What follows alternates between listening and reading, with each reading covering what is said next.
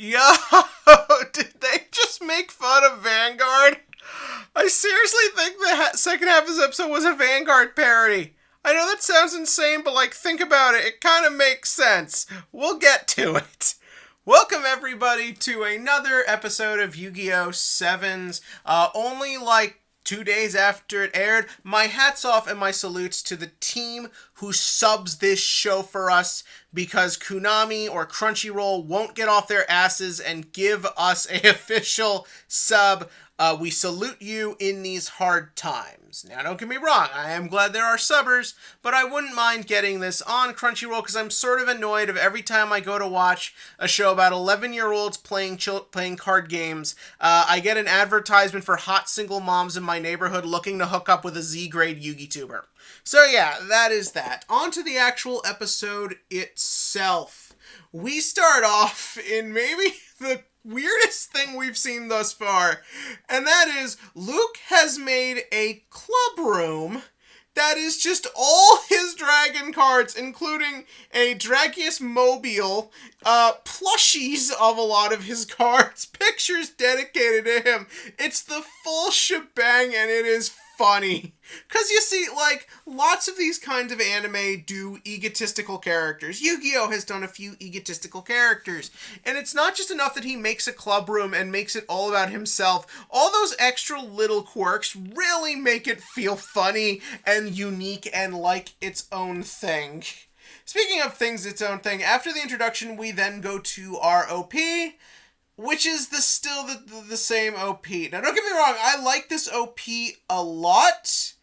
And I think a lot of us were expecting after Vrains' first OP lasted 50 episodes, that this one was probably in it for the long haul, but I kind of miss getting a new OP every 25 episodes. Some may say, considering Yu-Gi-Oh's budget, that might be a little too much to ask for, especially when you go Black Clover, which just changes OPs every 13 weeks for no logical reason.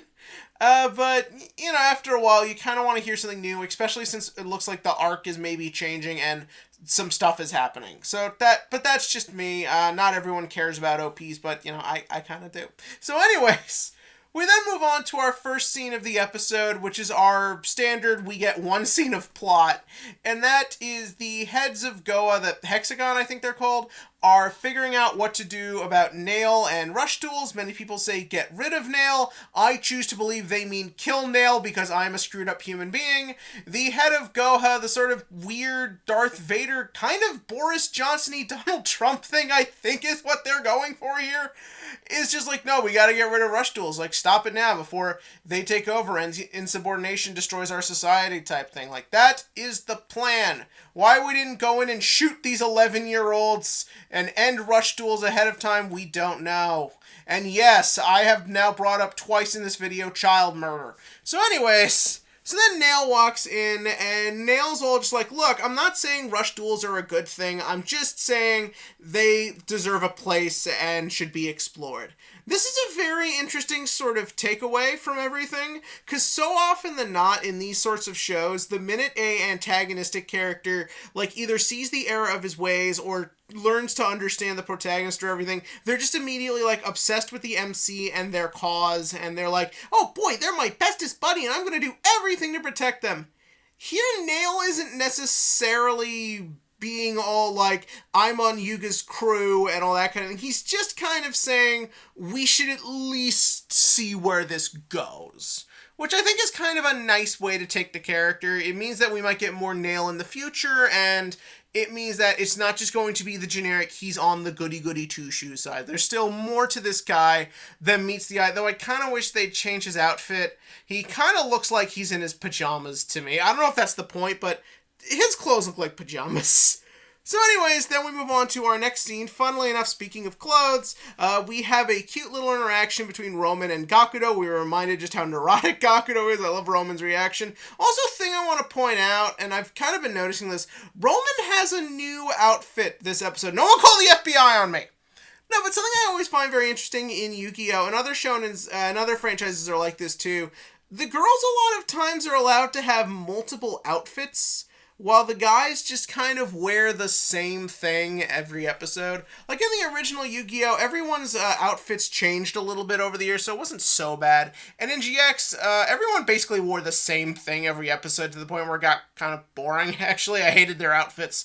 But like in 5Ds, Akiza mostly wears the same outfit, except for her riding outfit, and then the sweater she's got, all of which highlight the goods, if you know what I mean.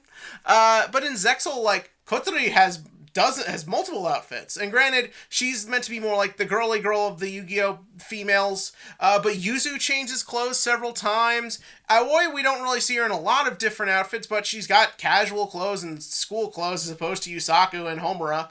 And she does, like, change her outfit as the Vrains form. So it's just something always I've found weird. And of course, Roman has several outfits, and Roman is very heavily marketed. Like, it's always the 4 of them you see in promotion. So it just makes me wonder, is this just sort of like a stereotype that girls like fashion so they care more?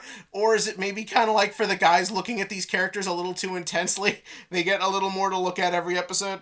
It's whatever, it's a cute outfit. Then they run into Yuga, and I really like the bit with Yuga at the beginning of this, where Yuga's kind of still contemplating everything, and the look on his face isn't, oh, that was so cool. It was just sort of him, like, processing everything that happened and how it's affected him. And I like this bit where he, like, thanks Roman and Gakudo for their help, and it does feel like this very nice character developing moment. He's not just always the calculating smartass, like, he in fact he is in fact growing as a character, which is good to see.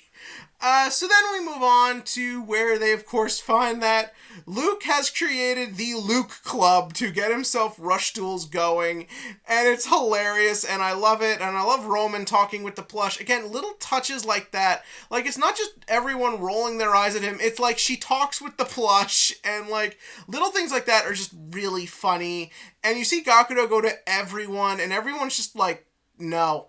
And what I love about this with Luke is that what's sort of funny is that all of Luke's ideas, for the most part, are solid.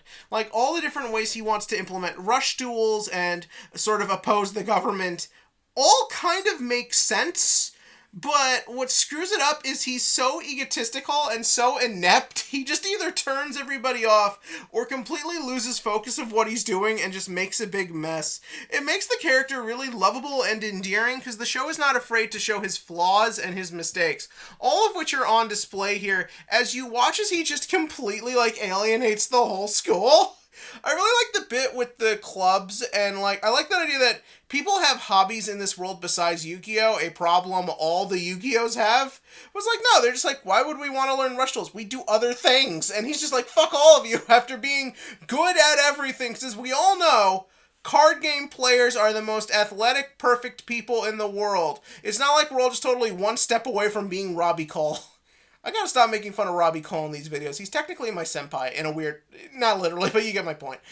So then we get our weird Vanguard parody as Luke's imagination takes over and he duels a weird alternate version of himself. But then we get kind of weird because now he's got a new card he's never seen before and no one else has ever seen it. I have expected the joke was going to be one of them had pulled it for him and gave it to him and he just forgot because he's Luke. But, like, no, like, he has no idea where this card came from, and they don't, and Yuga's looking at it at the end like, something weird is going on here. So that makes me wonder where this is going. Could this be the return of a true supernatural element to Yu-Gi-Oh? Could this maybe be part of the villain's plan? Or could it literally be something that gets brought up once and never again? This is Yu-Gi-Oh, they have a tendency to do that. But for that, we will see. The future will tell all. Or it won't. We've literally had 2 Yu-Gi-Ohs in a row where they just destroyed major plot points. But yeah, no, so that was this week's Yu-Gi-Oh! 7s. It was funny, it was cute, I love these kids, I love Rook's antics. It's a very fun, lovable show. If you haven't gotten the hint, that always wants to go above and beyond for a good joke. So yeah, that was this week's episode. Tell me your thoughts about it in the comment section below. And as for the TCG question of the week, now I don't want to do this, but I feel like it must be done. This coming, what is it, Tuesday, or is it next week? It doesn't fucking matter. At some point in the near future, ban list can happen. Everyone is doing their bajillion ban list videos because they know it'll get them a fuck ton of views. That's right, I went there. And I want to know, is there anything you would like for the ban list. I'm not keeping up with the meta much. I know the basics. I know everyone hates Dragon Link. I know all this good shit about it. I just I'm just kind of taking things very casual at the moment. Is there anything you want to have done? Personally, I'd like to see some more stuff get peeled off. In a world where competitive is limited to remote duel tournaments, as far as Konami's concerned, who are the ones who make the ban list, stop saying just because you're doing a non-Konami event means Konami needs to acknowledge you. They don't. Yeah, I'm completely lost. Basically, just free some shit. I don't care. Anyways, click to like, click to subscribe, and join me next week. I think we meet our new main villain.